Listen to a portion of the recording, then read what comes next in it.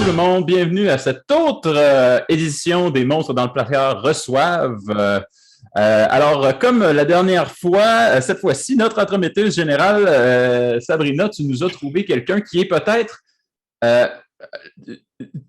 comment tu l'as décrit? Tu as dit c'est un omnispécialiste. Comment tu décrirais notre invité aujourd'hui? Écoute, en fait, il est historien aussi, que je sache, mais c'est quelqu'un qui a multipotentiel parce qu'il est historien, mais aussi Twitcher, donc influenceur à ses heures, et quelqu'un qui m'a appris beaucoup de choses parce qu'il fait non seulement des trucs historiques, mais aussi il vulgarise des jeux vidéo et fait des liens historiques dans les jeux vidéo. C'est quelque chose de assez chouette.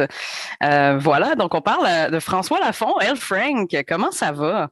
Salut. Merci beaucoup de m'accueillir. Premièrement, ça va très, très bien. Yes.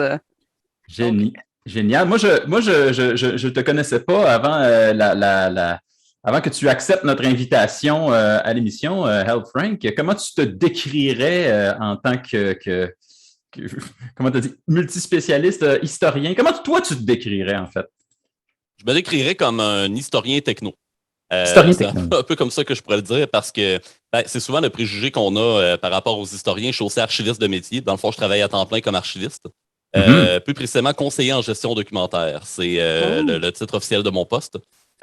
Puis c'est ça, dans le fond, il y a comme un peu une espèce de préjugé, on va dire, sur les historiens, comme quoi on est des rats de bibliothèque, on aime que les vieux papiers, les vieux livres, la technologie des ordinateurs, on connaît pas ça. C'est vrai à moitié. C'est vrai à moitié au sens où beaucoup d'historiens, effectivement, aiment la technologie, sont capables de s'adapter aux médias numériques et tout. Mais il n'y en a pas tant que ça qui osent prendre l'espace public pour aller diffuser leurs connaissances, diffuser leur savoir et tout ça. Et moi, qu'à cela ne tienne, en fait, c'est une des raisons principales qui m'a motivé à aller dans ce domaine-là. Le contact avec le public. Puis, comme je suis un gamer depuis l'âge de 5 ans, j'en ai 31 aujourd'hui, donc littéralement 26 ans de jeux vidéo dans le corps. Je pense que c'est ma plus longue expérience, même dans ma vie. Je me suis dit, écoute, on va mélanger tout ça. Puis, c'est ce qui m'a amené vers Twitch. Donc là, sur Twitch, comme disait Sabrina, effectivement, je suis un influenceur, un streamer, comme on en retrouve beaucoup de nos jours. Sauf que moi, à l'instar là, finalement de plusieurs historiens français, québécois aussi, là, comme Laurent Turcot, pour ne citer que ceux-là, je suis sur ces médias numériques-là. Donc, ma plateforme principale, c'est pas YouTube. Moi, je suis vraiment un streamer. Principalement, ma plateforme, c'est Twitch. Puis, comme le disait Sabrina, effectivement, je suis un vulgarisateur historique en live sur Twitch. Puis, comme je suis un gros gamer, j'adore les jeux vidéo depuis que je suis tout petit. Puis qu'il y a des jeux vidéo à thématique historique, il y en a vraiment à revendre, là, il y en a vraiment beaucoup. J'exploite ces jeux-là que les gens n'exploitent pas beaucoup en général, sauf quand il y a des gros blockbusters comme Age of Empires qui vont sortir. Là, vu que c'est un jeu à la mode, beaucoup de gens vont les faire et tout ça, mais ils reliront pas plus que ça forcément l'histoire ou ils expliqueront pas forcément plus que ça non plus. Puis moi, avec le savoir historique de ma profession, je suis capable d'allier les deux. Puis comme je suis un bon communicateur aussi, à ce moment-là, j'essaie de faire des lives divertissants, attrayants, mais que tu ressors de là, puis selon ton interprétation, tu te couches moins niaiseux ou plus intelligent, selon comment tu le prends. C'est bon, ça. Fait que, en très grand résumé, je dirais que c'est à peu près ça mon profil, bon profil. Excellent. Ça donne une excellente idée de qui on a affaire. Puis, étant donné que ta spécialité, dans le fond, c'est comme tu dis, c'est d'explorer l'aspect historique de la chose. Toi, tu es un spécialiste de l'histoire. On t'a proposé la liste des monstres qu'on a vus dans la première saison de Monstres dans le placard, et tu en as choisi un, et tu l'as abordé d'un angle que moi, personnellement, je n'ai pas vu venir, et j'ai fait « Ah, ouais! Pour vrai? » Donc, tu as choisi le fantôme, ça c'est correct, je pense qu'historiquement, il y a des précédents énormes pour le fantôme, mais tu as choisi de nous parler d'un aspect vraiment particulier qui, là, tu vas avoir besoin de me dire qu'est-ce qui se passe là, parce que moi, dans ma tête, c'est deux choses complètement différentes. De quoi tu as choisi de nous parler aujourd'hui? Effectivement, quand Sabrina m'a envoyé la liste des monstres qu'elle aimerait que j'aborde dans votre podcast, j'avais plusieurs idées qui m'étaient venues en tête. Notamment, j'avais pensé exploiter la figure du loup, notamment le loup-garou, parce qu'il y a beaucoup de choses à dire, notamment au niveau mythologie scandinave. Mais non, à la place, j'ai choisi d'aller vers quelque chose que j'avais pas tant exploré que ça jusqu'à maintenant, avant l'invitation au podcast, c'est-à-dire les fantômes et la chasse sauvage. Donc, particulièrement de la chasse sauvage dont on va traiter. Oui, on va parler des fantômes, mais c'est vraiment, là où je vais vous emmener, c'est vraiment plus vers la chasse sauvage. On entend souvent parler dans des séries comme The Witcher, par exemple. À cause du ouais, Wild Hunt. Oui. Je pense que c'est ce qui l'a le plus popularisé quand même, parce que même quand on Google chasse sauvage et tout ça, je suis allée faire mes devoirs, lire un peu plus sur le sujet. C'est des premières affaires qui apparaissent comme si c'était quelque chose de fictif, et pourtant, c'est quand même historique pour de vrai, tu sais. Oui, ça a existé bien avant The Witcher, puis c'est pas pour rien justement que l'auteur, on va en reparler, là, mais c'est pas pour rien que l'auteur a pris ça vraiment comme base pour son univers fantastique. C'est parce que ça existe déjà depuis très, très, très longtemps dans les mythologies. Très chouette. OK. Et dans le fond, on va, tant qu'à être rendu dessus, on va en parler directement. La chasse sauvage, qu'est-ce que c'est à la base? À la base de la base, il y a une définition commune pour ce qu'est la chasse sauvage. Elle va revêtir plusieurs noms dans différentes mythologies, dans différentes cultures. Elle va des fois s'appeler chasse volante, chasse fantastique, chasse sauvage, chasse-galerie, dans un contexte un peu plus québécois que vous avez sûrement déjà entendu parler.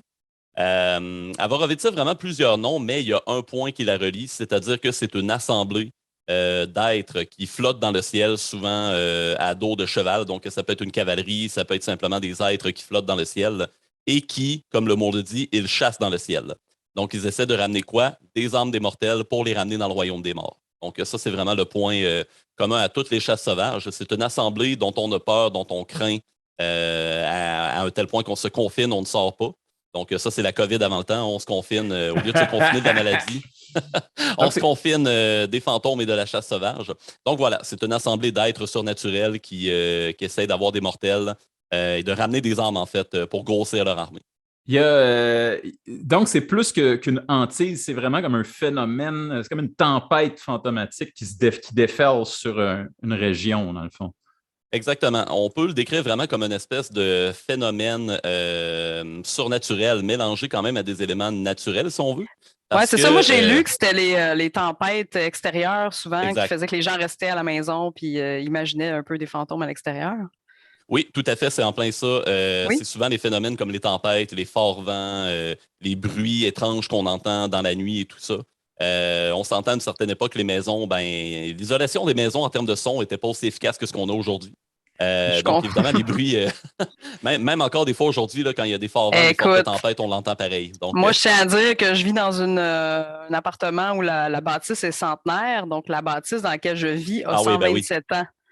C'est des petites lattes de bois qui à l'intérieur et du papier journal, là, le revêtement à l'intérieur. Tu dois les entendre, les tempêtes, c'est clair. On entend tout. C'est magnifique. Et les bruits de vent, pour de vrai, sont très fantomatiques. Que j'imagine même pas dans ce temps-là. Alors, on est en 2022, puis on a encore cet effet-là, justement, de quand on entend de la pluie, des tempêtes, de l'orage, du tonnerre, peu importe. On se dit, mon Dieu, ça surprend tellement, ça nous suscite tellement une forte émotion qu'il n'y a pas le choix d'avoir quelque chose de surnaturel derrière ça. Puis à l'époque, on n'avait pas les connaissances scientifiques qu'on a aujourd'hui. Maintenant, bon, on sait qu'est-ce qui cause les vents, on sait qu'est-ce qui cause les tempêtes, on connaît scientifiquement le phénomène, mais à l'époque, c'était pas le cas. On entendait ça la nuit, tard le soir, et on se disait, mon Dieu, mais qu'est-ce qui se passe dehors? Et finalement, de la façon qu'on interprétait ça, par exemple, les Vikings vont se dire, les coups de tonnerre, c'est Thor qui frappe de son marteau Mjolnir. Ils vont s'inventer plein de contes et légendes fantastiques comme ça. Puis notamment, surtout, entre l'équinoxe d'automne et le solstice d'hiver, entre autres, notamment pendant la fameuse période des morts, qui est aujourd'hui l'Halloween, on va se dire, oh, OK, là, c'est le moment des morts, c'est le moment où les âmes se lâchent lousse, comme on peut le dire comme ça. Et finalement, on va interpréter ça comme étant, tiens, c'est la chasse sauvage qui démarre. Donc là, il faut se barricader chez nous. Les morts sortent dans la nuit et cherchent des nouvelles âmes à les récolter. Donc là, malheur à celui qui va sortir dehors à ce moment-là. Ouais. Moi, je me souviens, ma grand-mère, quand j'étais enfant, nous disait, quand il y avait des grosses tempêtes avec des orages, que Jésus jouait aux quilles. Je sais pas si vous êtes déjà fait dire ça, non, mais c'était très drôle. Je l'entends, celle-là. C'était super drôle. Ouais, c'est Jésus qui joue au quilles. Comme ça, les gros bruits de tonnerre, on n'avait pas peur, on trouvait ça drôle. Oui. C'était très efficace, mais bon. Là, tu me lances dans un immense trou de lapin, Sabrina, parce que là, je suis en train d'imaginer, tu sais, Thor, c'est Mjolnir, son marteau. Je suis en train d'imaginer le nom de la boule de quilles de Jésus. Il y a beaucoup de noms mythologiques de cette boule de quilles-là. C'est clair, définitivement. C'est la 5 quilles, la 5 coupes de vin. Ou il y a rien à faire avec le banquet. Oui, c'est sûr. la très sainte sphère. L. Frank, tu as dit, au début de l'émission, tu as dit, je me suis intéressé à ce monstre-là à cause, vous m'avez demandé de venir sur le podcast. Donc, c'est un monstre pour lequel tu t'es plongé pour cette entrevue-là. Et j'aimerais savoir pourquoi c'est le monstre qui t'a. Pourquoi tu dis, hein, je vais parler de ça. Quand tu as vu le thème des fantômes, tu te dis, hein, je vais parler de ce monstre-là. Qu'est-ce qui a sollicité ton intérêt? Ben, c'est sûr que l'élément déclencheur a été l'invitation de Sabrina au podcast. Yeah. J'ai eu envie d'en savoir plus là-dessus. Justement, je me suis dit, hey, il me semble que c'est quelque chose que je me suis jamais tant renseigné que ça là-dessus parce que sur mes streams sur Twitch, notamment, il y a eu un moment où j'avais joué à The Witcher en 2020. J'avais comme redécouvert le jeu après la sortie de la saison 1 sur Netflix, comme beaucoup de monde avait fait d'ailleurs à ce moment-là sur Twitch. Mm-hmm. Puis là, moi, j'ai exploré beaucoup le folklore, la mythologie slave à travers tout ça. J'en ai parlé dans mes lives aussi. Puis là, quand les gens me demandaient, OK, ça vient d'où la chasse sauvage et tout ça, là, j'essaie de leur expliquer, puis je leur donnais seulement que des infos assez basiques. Puis là, quand Sabrina m'a invité au podcast, je me suis dit, les fantômes, là, je me suis dit, OK, de quoi je pourrais même parler sur les fantômes? Puis là, je me suis rappelé mon intérêt très, très fort, justement, pour l'univers du Witcher. Je me suis rappelé aussi que dans Le Seigneur des Anneaux, il y a une armée des morts également qui est un peu reliée à ça. C'est je vrai. suis un énorme fan de Tolkien. C'est mon univers préféré numéro 1. Donc là, tout ça s'est croisé dans ma tête, puis je me suis dit, OK, j'adore Tolkien, j'adore The Witcher. J'aime les contes et légendes québécois aussi. J'aime le patrimoine québécois en général, mais particulièrement les contes et légendes. Puis, évidemment, la fameuse chasse-galerie, c'est probablement notre conte le plus connu au Québec. Oui, là, je me suis dit, OK, tout ça a un point commun, c'est la fameuse chasse sauvage. Fait que j'ai dit, OK, je vais profiter du podcast pour explorer ça. Ça va nourrir autant mes intérêts de patrimoine, de culture québécoise, d'univers médiéval fantastique et de contes et légendes. Puis en même temps, ça va faire un beau thème pour votre podcast. Fait que je vous dis, OK, tout se rejoint, c'est de ça que je parle. Merci de un peu sortir de tes pantoufles aussi, c'est super apprécié. Ça fait plaisir. On parle de chasse-galerie aussi, là. Je peux pas passer à côté. Moi, quand je pense à la chasse-galerie, je pense à un canot volant. Je pense pas tout à fait à la même affaire. Y a-tu un lien à faire entre ces deux-là ou est-ce que ça découle de la chasse sauvage, la chasse-galerie directement? Oui, ça découle directement de ça. En fait, je dirais que la chasse sauvage a une évolution quand même assez particulière. Tantôt, j'avais parlé des mythologies. Ça provient surtout des mythologies nord-européennes, comme par exemple les mythologies germaniques, les mythologies scandinaves. Ces deux mythologies-là, germaniques et scandinaves, en fait, sont vraiment, je dirais, autant pour faire un comparatif que les gens connaissent. Imaginez-vous la religion des Grecs anciens et la religion de l'Empire romain. Qui étaient vraiment très, très similaires dans le sens que Zeus, c'était Jupiter, Aphrodite, c'était Vénus, etc. Il y a un peu le même phénomène au niveau des Germains et des Scandinaves. Par exemple, le fameux dieu Odin que tout le monde connaît, il s'appelait Odin chez les Scandinaves et chez les Germaniques, il s'appelait Wodan. Odin, Wodan ou Wotan, selon les interprétations. Donc, la racine mythologique puis les contes et légendes qui découlent de ça sont quand même assez proches. Puis la chasse sauvage, c'était souvent vu comme étant Odin qui la menait. C'était comme une espèce d'expédition de cavaliers menée par Odin qui cherchait des armes de plus à faire rejoindre à son armée pour le fameux Ragnarok. Donc, à les ramener là, finalement. Et c'est ça, finalement, il cherchait des morts là, finalement à ramener, chez lui. Est-ce qu'il cherchait les morts noblement décédés au combat? Est-ce que c'était lié avec le... non, ça, c'était les Valkyries qui le faisaient. C'était les Valkyries menées par la déesse Freya. Ouais. Donc, à ce moment-là, se faire emporter par une armée de morts vivants en pleine période des morts, c'était pas quelque chose de très honorable. T'allais être dans les petites unités. T'allais pas être dans le gros hall en attendant le Ragnarok. Non, c'est ça. Puis souvent, en plus, on a les recherches qu'on a faites et les interprétations qui en ont découlé nous laissent apporter que finalement, les peuples scandinaves de l'époque viking croyaient probablement que quand il y avait des forts vents, des fortes tempêtes dans le temps de l'Halloween, c'était les morts qui sortaient menés par Odin qui essayaient de récolter des armes de façon sordide en volant dans le ciel là, et en prenant les pauvres malheureux qui sortaient dehors à ce moment-là. Et ils s'imaginaient que Odin, avec sa lance, avec son cheval aussi à 8 pattes qui était nommé Sleipnir, menait les morts justement à travers le ciel pour récolter d'autres armes perdues et les intégrer finalement à la chasse sauvage. Donc, le terme norrois, d'ailleurs, ça s'appelait la Oskorai. Oskorai qui était vu comme étant la chasse sauvage.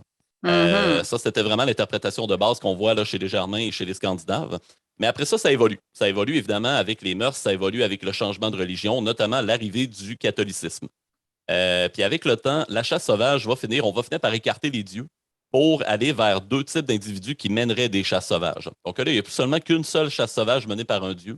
Il y a des chasses sauvages menées par différents individus et entre autres, quelqu'un qu'on connaît très bien, le fameux diable. Donc, Voilà. Ouais, le fameux diable. Et finalement, c'est ça. Il y a comme deux interprétations selon le pays où on se trouve, selon la région, selon l'époque. Il y en a vraiment beaucoup, puis je pense que ça prendrait plus d'un podcast pour vraiment bien les détailler. Mais si je peux le synthétiser, en fait, là, c'est soit le diable qui va être à l'origine, qui va être derrière finalement à la chasse, ou sinon, ça va être quelqu'un qui va être maudit par le diable, qui va être finalement, c'est ça, qui va être maudit à rester condamné, prisonnier dans le ciel pour l'éternité, à mener des chasses sauvages, à mener des armées de mort. Donc, ça peut être des individus qui étaient honorables, qui ont commis quelque chose de déshonorable. Et pour les punir, ben, ils sont ni au ciel ni en enfer. Ils sont littéralement entre les deux dans le ciel du monde humain. Et ils Ah! pourchassent finalement les âmes des morts. Fait que Donc, les limbes dans leur coin, c'est juste le ciel. ouais, ça serait un peu ça, les limbes, finalement. Donc, quelqu'un a commis quelque chose de si déshonorable que finalement, il a été littéralement maudit à rester pris dans le ciel. Donc, il va ni au paradis, il descend pas en bas non plus, il va ni en haut ni en bas, il reste carrément au milieu. Puis il fait juste voler et voilà, prendre des armes pour l'éternité. Attendre la fin des temps. Attendre la fin des temps, exactement. Comme Wow. la chanson de la bottine souriante. Oh my God! De là, l'origine de la fameuse chasse-galerie, justement. Honoré Beaugrand s'est inspiré d'une part de la mythologie de la chasse sauvage, mais il s'est inspiré aussi probablement de la conception un peu plus judéo-chrétienne, finalement, de la chasse sauvage. Ouais. C'est très intéressant. Puis le lien que tu fais aussi entre. C'est l'espèce de connecteur entre les fantômes puis la religion, parce que les fantômes existent de tout temps dans toutes les régions du monde comme une espèce d'entité en soi. Mais là, cette entité-là de la chasse sauvage, ça vient vraiment connecter tout ça ensemble, les morts puis les morts qui ne sont pas partis, dans le fond, les morts qui sont encore là, qui sont encore, tu disais tantôt, Sabrina, les limbes. Puis l'univers religieux et ce qu'on voit de plusieurs religions, semble-t-il, de plusieurs croyances. Pourquoi tu penses que c'est un phénomène qui persiste? Pourquoi encore aujourd'hui, l'auteur du Witcher, Andrzej Sapkowski, fait référence à ça? Pourquoi ça marque l'imaginaire à ce point-là encore aujourd'hui, selon toi? Ben, un peu comme toutes les mythologies, je pense qu'il y a c'est la volonté, je pense, de l'être humain de s'inventer des histoires, en fait. Que ce soit des histoires pour faire peur, des histoires épiques, des histoires tristes, ou en tout cas, peu importe. Le cerveau humain, je pense qu'il a besoin de s'imaginer des choses, il a besoin de se divertir. Puis d'après moi, ça part un peu de ce besoin-là. Probablement que l'auteur aussi cherchait une bonne histoire accrocheuse aussi, puis il s'est dit, tiens, pourquoi pas prendre la chasse sauvage, ça pourrait faire un bon protagoniste. Un bon antagoniste plutôt, protagoniste étant le héros. Donc voilà, finalement, c'est intéressant parce que la chasse sauvage a pris ma barre dans les livres, parce que l'univers du Witcher, c'est pas les jeux, c'est pas la série, c'est d'abord les livres.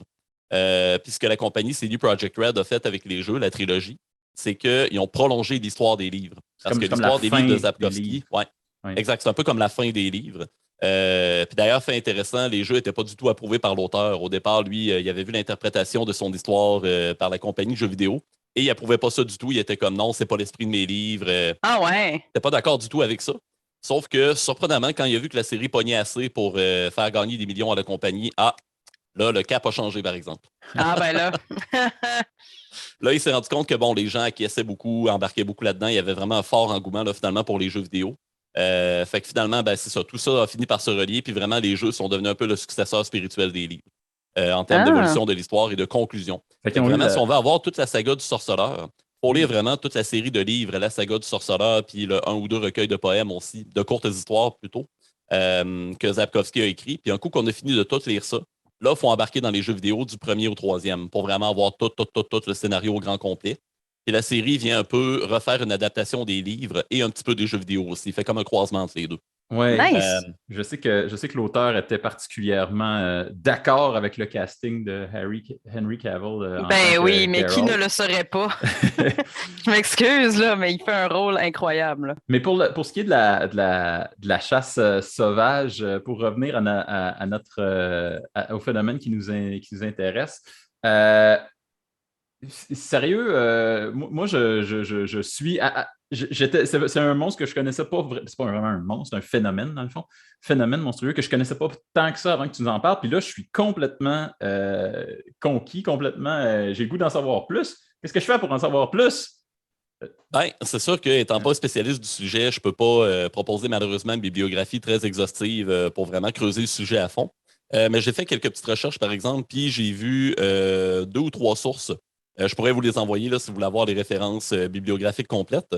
Il y avait un livre de 1994 de Jean-Claude Schmitt, Les revenants, les vivants et les morts dans la société médiévale. C'est publié aux éditions Gallimard, collection Bibliothèque des histoires, sorti en 1994, qui aborde vraiment les revenants de manière générale, les vivants et les morts, comment on interprète tout ça. On interprète tout ça finalement dans les sociétés médiévales.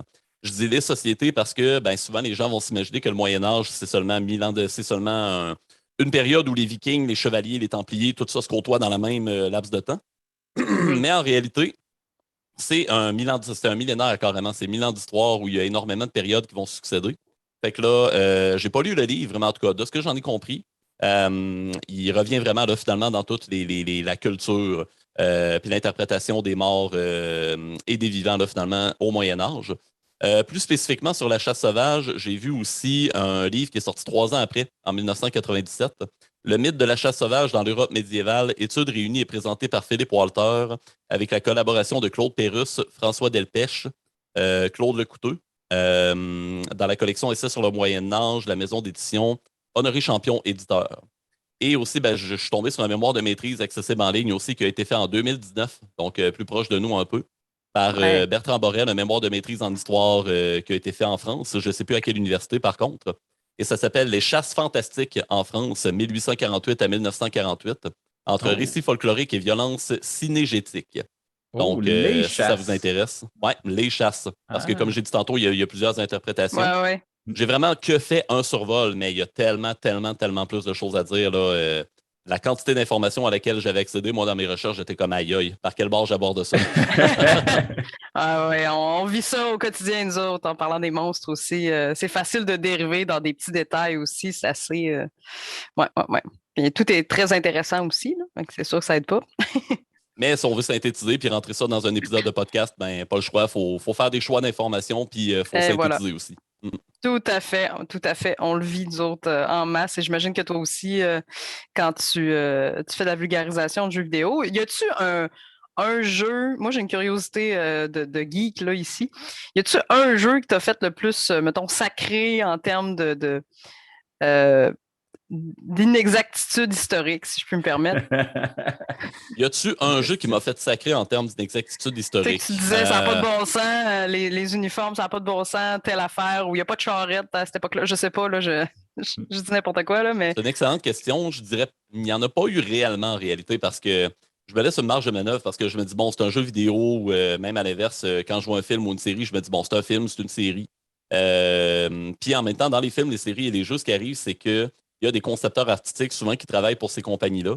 Et ben, la mentalité des artistes, hein, la volonté des artistes de vouloir créer, de vouloir innover beaucoup, c'est sûr qu'il faut qu'ils se permettent quand même un peu de liberté de création. Donc ça, à ce moment-là, je trouve ça correct, mais en même temps, ça dépend de l'intention de l'œuvre. Moi, là où je vais sacrer, c'est si vraiment on me dit, mettons, OK, ce film-là prétend reconstituer l'histoire de tel événement, par exemple. Ah ouais, si là. on prend vraiment l'axe de la reconstitution historique et que là, ben, les armes, les armures, les vêtements et tout ça, c'est pas exact, là, c'est là que ça va me faire plus sacré un peu. Par contre, si on se dit, bon, ben, c'est une œuvre fantastique qui s'inspire de l'histoire, comme le code de Witcher, par exemple, là, l'inexactitude historique, ouais, ça me dérange moins parce que je me dis, bon, ben, c'est une œuvre fictive dans laquelle on a pris des éléments historiques, OK, c'est correct. Mais si on veut recréer un cadre, une époque, là, ça prend un peu plus d'exactitude. Puis en termes de jeu, si je peux donner des exemples plus concrets, ça m'a pas fait sacrer, mais quand même, j'ai remarqué les petits clins d'œil ici et là. Le dernier Assassin's Creed, que j'ai vu jouer sur ma chaîne depuis novembre 2020. Je remarque que vraiment Assassin's Creed, puis ben encore là, je pèse mes mots parce que je suis moi-même en ce moment ambassadeur pour Ubisoft. Faut pas trop que j'en dise. Ouais, c'est clair. Non, mais en fait, non, je démoniserai pas en fait parce qu'ils ont quand même fait un super travail sur le jeu. Mais par contre, on voit que vraiment Ubisoft prenne un peu plus de liberté avec la précision historique des jeux. Ils prennent vraiment un tournant. Comment? Contrairement à ce qu'ils faisaient au départ, je me rappelle qu'à Assassin's Creed 1, il y avait vraiment une volonté de rester le plus proche possible. Ils ont enlevé une arbalète parce qu'ils disaient à cette époque-là, ça n'existait pas une arbalète de ce format-là. Oui, c'est ça. Puis exactement ça, c'était vraiment les premiers Assassin's Creed. Maintenant, on sent qu'ils prennent un peu plus une tangente mythologique plus que historique. Et ça se ressent dans le look et dans l'esthétique des armes, des armures, des personnages. On sent un peu plus un look à la série Vikings. On sent un peu plus un look fantastique viking, mais en même temps avec quand même plusieurs exactitudes historiques aussi. Ça côtoie un peu les j'imagine, deux, puis... comme tu as dit, s'ils prennent plus de liberté en mélangeant un peu plus de côté mythologique et tout ça, ça peut confondre, blender un petit peu plus, si je peux me permettre l'expression. Ouais, c'est ça, exactement. Fait que Mhm. c'est sûr que ça m'a fait un peu grincer des dents au sens où je voyais, mettons, des grandes haches disproportionnées ou des doubles haches. J'ai vu aussi une épée à deux mains. Ça, l'épée à deux mains m'a fait sacrer, par exemple, parce qu'elle n'existait pas du tout à l'époque viking. Même chose Oh, pour le fléau d'armes. Fait que là, quand j'ai vu des armes c'est comme ça, vrai. j'étais comme, ah, pourquoi les avoir mis? J'étais pas très content. Mais c'est normal, là, c'est ta déformation professionnelle aussi, c'est certain. Ouais, c'est ça, Mm, mm, exactement. mm. Fait que là, il y a des petits éléments comme ça dans Valhalla qui m'ont fait un peu sacré.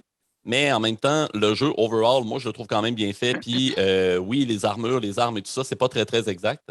Mais je me dis, bon, l'intention, c'était de mettre un fond historique puis d'axer beaucoup plus ça sur la mythologie. Dans cette intention-là, OK, Ouais, ça ça peut se tolérer. passe. Ouais. Al Frank, merci beaucoup, beaucoup de venir nous voir à l'émission pour cette émission en particulier. Si les gens veulent rester en contact avec toi, s'ils veulent te voir, premièrement, on diffuse ta chaîne. En fait, on envoie tous tes liens dans le doobly-doo avec la chose que tu nous as envoyée. Mais tu dis que tu as une chaîne Twitch. Est-ce que c'est quoi ta fréquence de publication sur Twitch? Actuellement, c'est sûr que pour vraiment avoir l'exactitude de mes horaires puis vraiment ce que je vais streamer de semaine en semaine, faut aller voir mes pages Facebook, Twitter, Instagram, Mhm. mon serveur Discord également. C'est là que je publie mon horaire hebdomadairement pour savoir vraiment à quelle heure, quel jour je vais diffuser quel type de contenu. Mais je dirais qu'en ce moment, mon horaire en date là, finalement de janvier 2022, ça tourne pas mal autour de lundi, jeudi soir à partir de 18h30, heure du Québec, minuit et demi, heure de France. Et sinon, je fais d'habitude aussi des lives le samedi matin. En ce moment, c'est sur pause, mais ça va revenir au courant des prochaines semaines. Donc, je dirais samedi matin, lundi, jeudi soir, donc à raison de 3 fois semaine. Yes, puis je vous recommande fortement de suivre El Frank sur Twitch parce que c'est super intéressant. Vous allez apprendre plein d'affaires. Moi, j'ai bien aimé. Moi, c'est comme ça que je t'ai découvert pendant la Ouais, pandémie. La pandémie a eu du bon, malgré tout. On va se le dire. On a découvert effectivement. des artistes. Yes, Ouais, ouais, tout à fait. excellent. Heureusement qu'on a l'Internet pour endurer cette pandémie-là, parce que sinon, Hey, j'imagine c'est moi revenir clair. 100 ans en arrière avec la grippe espagnole, où il y Ah, avait la Première Guerre mondiale, il y avait la grippe espagnole, pas d'Internet en plus. oui, oui, on se Je pense plaint que là, beaucoup, on mais on se plaint avec une cuillère en argent dans la bouche, là, on va se le dire. Là. On a quand même beaucoup de quand même un divertissement. peu, ouais. Hmm. Il y Hey, a de quoi merci s'occuper beaucoup. quand même un minimum. Yes. Hey, merci beaucoup. Puis on espère que tu vas vouloir revenir pour nous parler d'autres sujets également. Ben Parce oui, c'est que sûr. Moi, je trouve que ça a passé trop vite, fait que ça me prend un autre ah, épisode. génial. Ben, ça, c'est sûr que l'invitation, on va pouvoir te relancer très bientôt. Parfait, n'importe quand. Merci Merci beaucoup, beaucoup. Frank. Merci à vous deux.